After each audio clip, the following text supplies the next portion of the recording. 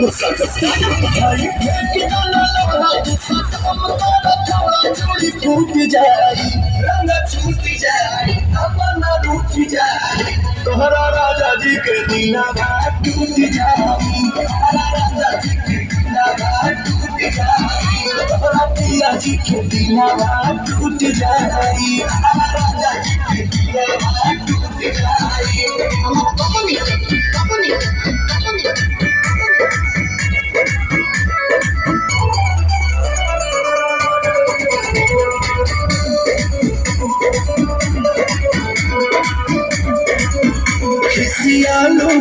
सियालू कहे गरम आलू तो फेंक देलू आलू कहे चालू तो बोलो ना चालू कहे हमसे भाई बटे भागी धोखा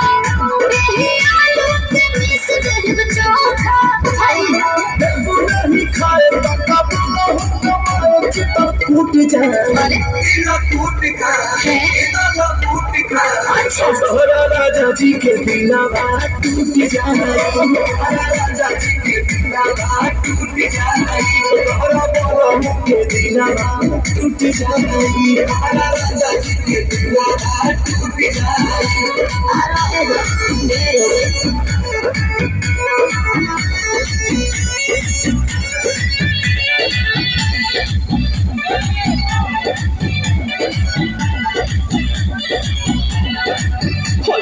छोड़ा भवन करब कहाँ बुझाओ सेवा में सुप्रियम सुपवन कोई भी है भौजी के झूठ बड़ा झूठे गाते भलोरे न पानी